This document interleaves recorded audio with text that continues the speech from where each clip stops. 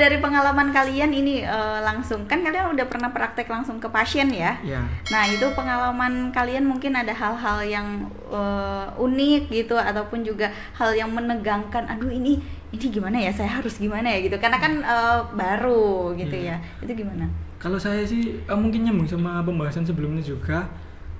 Mungkin kita itu ngetik-ngetik itu takutnya itu pasien itu takutnya itu kita itu malah dikira main game atau apa gitu. Kita itu juga harus sosialisasikan kepada masyarakat bahwasannya dokter IGD atau dokter apapun itu yang sedang melaksanakan, mungkin dulu akan terlihat ya Mbak, nulis pakai tangan, kemudian pekerjaannya itu akan terlihat. Kalau sekarang kan implementasinya akan berbeda. Masyarakat itu juga harus tahu bahwasannya kita melaksanakan mengetik itu kan salah satu bentuk dari laporan dan lain-lain seperti itu. Mungkin itu saya masih ingin perlu dipahami oleh masyarakat agar kita itu bukan main game, bukan melaksanakan sesuatu yang nggak semestinya seperti itu. Kita akan berupaya semaksimal mungkin dalam pelayanan seperti itu kan.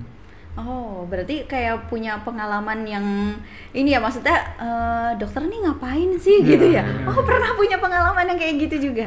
Oh iya, karena kan memang bervariasi ya orang-orang Indonesia ini ya. Mungkin ada yang nggak paham juga, nggak tahu juga. Oke, ternyata ini ya sebuah pembelajaran juga, sosialisasi lah. Jadi sekarang itu emang udah modern, jadi semuanya tuh kayaknya bukan sekedar nulis aja, tapi juga kan ada laporan. Kan enak ya kalau misalkan maksudnya langsung di komputer, kita ya udah tinggal masukin aja gitu, nggak nulis ulang gitu. Kalau pengalaman unik nih dari Armando. Nah, mungkin kalau dari saya khususnya di THT ini ya Mbak, itu waktu memeriksa sebelumnya itu pasien ada keluar cairan Mbak, ada keluar cairan, di mana yang sebelumnya dibersihkan itu lebih terdengar. Nah, sebelum dibersihkan itu lebih terdengar, tetapi sesudahnya kok nggak terdengar. Nah, pasien itu kan bertanya-tanya Mbak, kenapa? Iya, itu gimana tuh? Nah, itu kan secara fisiologi itu telinga tengah kan bisa keluar cairan itu biasanya dari telinga tengahnya itu Mbak, keluar cairan. Nah, itu apabila saat diambil cairannya itu kan sudah hilang ya Mbak cairannya, sehingga cairan di sini itu berperan sebagai transmisinya Mbak, memudahkan transmisi dari telinga tengah ke telinga dalamnya Mbak, sehingga lebih tidak terdengar saat pasiennya itu sudah dibersihkan karena tidak ada transmisi cairannya.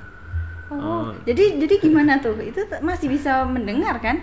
Masih Mbak, tapi kan itu ada jedanya gitu. Ya masih kan dari pasiennya kan itu tetap ada gangguan, di mana itu ada namanya itu perforasi membran timani, di mana membran timaninya itu rusak. Jadi sehingga pasiennya tetap nggak bisa terdengar, tetapi kan karena ada cairan tersebut lebih terdengar karena ada cairannya itu Mbak, sebagai transmisi energi suara ke telinga tengahnya. Oh gitu. Terus berarti kalau cairannya nggak ada, berarti dia susah untuk mendengar, lebih susah lagi untuk mendengar. Itu cairannya itu maksudnya cairan yang abnormal Mbak, yang nggak normal, nggak ada infeksi, cairan infeksi gitu. Gitu. Nanah. Agak deg-degan juga ya. Apalagi ya itu tadi kan ini termasuk salah satu indera kita gitu kan ya, pendengaran. Terus kalau kita diajak ngomongnya nggak nyambung kan, jadi akhirnya kayak lucu juga gitu ya. Oke. Nah ini kembali ke kebijakan yang ada di Indonesia gitu ya. Ini tentang perubahan penyelenggaraan pendidikan dokter spesialis dari university base menjadi hospital base. Itu seperti apa sih sebenarnya awalnya? PPDS itu kan tingkat kedua dari pendidikan.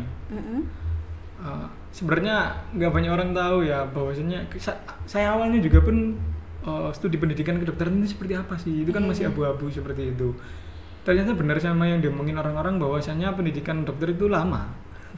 Ya memang sangat lama dan sangat bertahap. Dari yang pertama seperti dijelaskan Mandu sama jenengan yang sempat ngobrol sebelumnya, kita akan melaksanakan masa preklinik atau sebelum klinik di 3,5 tahun sampai 4 tahun. Kemudian kita melanjutkan ke klinik, kita ini dokter muda atau WOAS di 1,5 tahun sampai 2 tahun.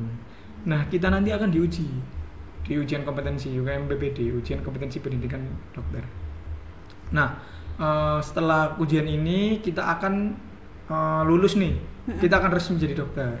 Tapi kita nggak bisa langsung praktek handle pasien seperti itu. Meskipun kita punya secara license kita gitu akan jadi dokter, tapi kita harus ngabdi dulu internship 1 tahun. Nah itu setelah itu baru kita bisa melaksanakan penata laksanaan mandiri. Jadi praktek mandiri, entah nanti kita kerja di rumah sakit, buka praktek sendiri, atau menemukan jalannya masing-masing, entah menjadi pendidik seperti yang jenengan sampaikan sebelumnya, atau berkaca di mana-mana. Nah pendidikan ini akan berlanjut pada dokter yang berfokus di bidang klinis itu akan berlanjut di PPDS atau pendidikan dokter spesialis. Nah yang dulunya di mana PPDS ini kan university based, akan dilaksanakan oleh ya universitas-universitas seperti itu di Fakultas Kedokteran universitas masing-masing. Nah dewasa ini ternyata Kemenkes itu membuat kebijakan yang bahwasanya program pendidikan dokter spesialis itu bisa dilaksanakan di rumah sakit seperti itu. Jadi nggak harus ke universitas. Iya. Kayak aneh nggak sih? Di rumah sakit, terus maksudnya menempuh pendidikannya di rumah sakit gitu kan ya, maksudnya ya. Atas supervisi ya dokter-dokter konsulen yang ada di rumah sakit. Nah itu kalau menurut kalian gimana? Ya, karena lebih enak gimana gitu, maksudnya kalau mungkin kalau bayangan saya ya, kalau di rumah sakit bisa langsung praktek, langsung praktek ketemu pasien ini gitu ya, maksudnya bukan hanya sekedar materi aja. Mungkin kalau di universitas mungkin ada materi, terus nanti mungkin ada prakteknya, tapi kalau di rumah sakit awamnya saya ya langsung praktek aja gitu. Nah, mungkin ini kan hospital base ya Mbak, berarti kan praktiknya itu di rumah sakit langsung. Nah ini mungkin tujuannya itu untuk meningkatkan dari dokter spesialisnya ya Mbak, untuk membantu dari rumah sakitnya yang kekurangan. Nah itu kan harus menurut saya kan harus seimbang ya Mbak, antara prakteknya dan juga kompetensinya itu harus diimbang dan juga harus dipantau apakah memenuhi atau tidak. Jadi ya dokter-dokternya itu ya gitu ya, maksudnya untuk mendalaminya gitu. Karena kan memang ada berita gitu katanya kalau dokter umum ini boleh melakukan tindakan operasi, padahal sebenarnya yang saya tahu kalau misalkan saya berobat nih, alurnya kan dari dokter umum, ketika kita mungkin ada sesuatu yang lebih dirujuk ya gitu ke dokter spesialis, entah itu penyakit dalam, saraf, jantung dan lain sebagainya. Terus atau ada yang kebagi lagi misalkan kayak gigi bedah mulut itu kan beda lagi ya, maksudnya spesialisnya gigi sama bedah mulut kan beda. Kelanjutan dari dokter gigi. Nah itu maksudnya ada yang lebih lagi. Nah ini kok maksudnya ada berita dokter umum bisa melakukan tindakan operasi yang sebenarnya yang saya tahu yang harus dilakukannya itu oleh spesialis gitu. Gimana tuh? Nah ini kan sebenarnya kan apabila dokter umum langsung tiba-tiba operasi sesar, itu kan nggak baik ya Mbak. Iya. Nah itu apabila mungkin itu ada untuk peningkatan kompetensi dari dokter umumnya mungkin ya Mbak. Maksudnya dari kebijakannya itu ya, maksudnya ya mungkin. Nah itu yang saya baca itu dilaksanakan di daerah yang terluar, yang 3T itu Mbak, yang terluar, terdalam itu juga. Nah itu mungkin positifnya kan dokter umum kan kompetensinya menjadi meningkat. Nah tetapi apakah dalam pelaksanaannya itu baik atau enggak? Nah itu perlu dipertanyakan kan Mbak. Mungkin dari pada peningkatan kompetensinya itu kurang atau gimana gitu. Kemudian dari kan waktu operasi sesar itu kan ada komplikasinya, apakah bisa dipelajari dengan benar gitu. Nah iya, bahkan kan kayak tekanan darah itu juga diperiksa dulu ya, maksudnya nggak harus itu. Terus kemudian sesar ini kalau nggak salah apa yang disuntik di sini dokter anestesi. Nggak pernah sesar saya. Ya terkait itu kan sebuah isu-isu yang ada di masyarakat yang tentunya yang berawal dari pemerintah. Isu-isu itu muncul itu tetap harus kita lihat terlebih dahulu. Gimana sih kita itu menanggapi isu-isu tersebut itu? Kalau seperti yang dikatakan Mandul sebelumnya, berbicara mengenai kompetensi dokter yang umum yang akan ditingkatkan dan diletakkan di daerah perbatasan itu menurut saya cukup bagus ya, karena kan selama ini kita melihat dari kacamata kita, mungkin mohon maaf sebelumnya, orang di kota-kota besar, orang seperti kita kan cukup bersyukur ya, alhamdulillah kita mudah dalam mengakses akses kesehatan. Tapi teman-teman kita di daerah yang akses kesehatannya belum bagus itu kan, jangankan akses kesehatan, untuk sarana menunjang kesananya aja belum bagus. Nah, mungkin itu akan menjadi sesuatu yang bagus ketika seorang dokter umum itu ditingkatkan kompetensinya. Nah, yang menjadi permasalahan atau yang saya pertanyakan itu kompetensinya itu setinggi apa, seperti itu. Seperti jenengan kan menyampaikan dokter itu harus sekolah dulu ini. Apalagi orang tahu sesar gitu kan. Sesar itu kan pasti kesannya takut gitu. Nah, peningkatan kompetensi ini yang harus tetap ditunjang. Kenapa? Karena suatu kebijakan yang baik itu akan menjadi hasil yang baik ketika seperti yang saya sampaikan sebelumnya, implementasinya dan pengadaannya itu akan lebih bagus, seperti itu. Jadi peningkatan kompeten dokter-dokter yang di daerah-daerah terpencil itu ya, yang 3T tadi itu ya, sebenarnya itu nggak apa-apa gitu ya untuk ditingkatkan lagi gitu ya. Tapi kalau untuk yang di daerah yang kita udah mudah banget mengakses kesehatan, ya sebaiknya ya tetap menggunakan dokter spesialisnya masing-masing gitu kan ya. Emang agak susah sih ya kalau terpencil. Itu kalau yang kalian sendiri pernah nggak sih mungkin mendengar cerita-cerita tentang yang di daerah-daerah terpencil itu memang benar-benar kekurangan dokter, benar-benar kekurangan tenaga kesehatan, bahkan peralatannya juga seperti apa? Kalau dari saya sih sempat kan kita di forum yang saya sampaikan sebelumnya dengan dokter-dokter atau teman-teman dari Fakultas Kesehatan itu, ada yang nggak cuma di Pulau Jawa, ada yang teman-teman dari Kalimantan, Maluku, Sumatera, Sulawesi, seperti itu, Nusa Tenggara bahkan. Ternyata di sana itu akses kesehatan itu masih perlu kita tingkatkan, seperti itu. Bukan hanya sentralisasi di satu tempat, mungkin ke tempat-tempat tersebut itu kita itu harus penuhi kesehatan. Karena apa? Kita tahu sendiri, semisal kondisi-kondisi kedaruratan seperti itu kan harusnya ditangani dengan cepat dan tepat, seperti itu. Nah, kondisi di sana mungkin saya pernah dengar cerita itu, bahkan ada tindakan-tindakan seperti itu, tindakan misal jahit dan lain-lain, sudah sangat susah mobilisasinya, bahkan dokternya atau perawatnya itu datang langsung, terus kita laksanakan bius lokal di tempat dan kita jahit, seperti itu pada orang-orang. Yang paling sering mungkin kecelakaan kerja, seperti itu ya. Oh iya, agak miris ya sebenarnya ya. Maksudnya ya kita untuk yang ada di daerah yang tercukupi semuanya ya memang harus bersyukur gitu ya. Tapi kalau untuk yang di daerah 3T tadi memang semuanya keterbatasan ya, dari mulai tenaga medisnya juga, terus kemudian percuma ada tenaga medis kalau peralatannya juga nggak mendukung gitu kan ya. Kalau kalian waktu itu pernah sih saya sempat ngobrol-ngobrol juga sama DM, memang ada yang punya cita-cita, punya keinginan, dia memang pengennya ke daerah-daerah yang tertinggal itu tadi gitu. Kalau dari kalian sendiri gitu ngebayanginnya gimana? Ada nggak, maksudnya ada kemauan nggak sih?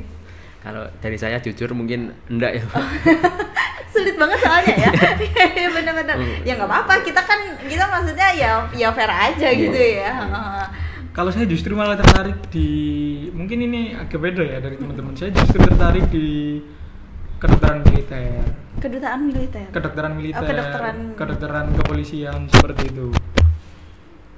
Nah, kedokteran ya mungkin karena basicnya seneng aktivitas fisik, olahraga endurance dan lain-lain. Mungkin selain itu juga kedokteran militer dan kedokteran dokpol, dokmil ini mungkin saya cukup tertarik ya. Ada karena senior itu banyak alumni yang dokpol, dokmil, AAU, AD, kemudian ada yang dokpol. Ada bahkan senior itu yang terbang ke misi persahabatan dari PBB itu. Kita itu berangkat juga ke Kongo dan lain-lain. Itu cukup keren ya, maksudnya udah dokter pakai seragam keren gitu kan. Malah saya sangat tertarik seperti itu, kayak drakor Descendant of the Sun. Oh iya, Dots ya. Atau Baekhyun, dokter Baekhyun.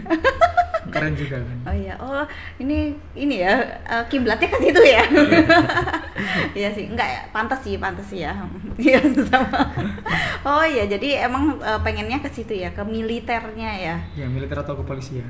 Militer ke polisian, iya sih benar-benar. Kalau mau masuk ke dokmil itu ya atau dokpol gitu, itu kita kayak daftar polisi lagi atau hanya maksudnya kita daftar ini saya seorang dokter, saya mau mengabdikan di sini gitu. Itu arahnya nanti sama kayak banyak tenaga kesehatan itu banyak cara bisa masuknya. Yang saya tahu itu sama kayak perwira karir. Tapi yang lain S1 kita harus sampai dokter. Jadi kita itu harus punya profesi atau gelar profesi dokter itu. Jadi bukan S1 sarjana kedokteran terus lulus daftar ya, tapi kita harus menyelesaikan koas, ujian kompetensi dan lulus jadi dokter itu. Nah, bisa lewat SIPSS kalau di polisi. SIPSS itu seleksi instrumen polisi super sarjana. Ada juga kalau dari tentara ada PAPK, pendidikan perwira karir. Kemudian bisa juga masuk ada yang namanya Susgaskes, khusus tenaga kesehatan gitu ya. Kita melalui tes yang ada juga, tes sama lah seperti teman-teman yang perwira karir lainnya. Karena cita-citanya dia ke situ ya, jadi udah banyak banget infonya gitu ya. Karena tinggal beberapa langkah lagi nih untuk Pandego ya. Kalau Pandego, ya Allah, untuk Pandego ya. Kalau ini Mando, cita-citanya ngambil spesialis atau seperti apa? Kalau mungkin dari saya itu pengennya S2, Pak. Mengambil manajemen rumah sakit mungkin. Manajemen rumah sakit dan pengennya itu bisa bangun klinik. Oh, bisa bangun klinik gitu ya, bukan hanya sekedar jadi dokter praktek aja ya, apa ya? Klinisi ya, bukan hanya sekedar klinisi aja, tapi dia yang punya loh. Keren cita-citanya, Masya Allah.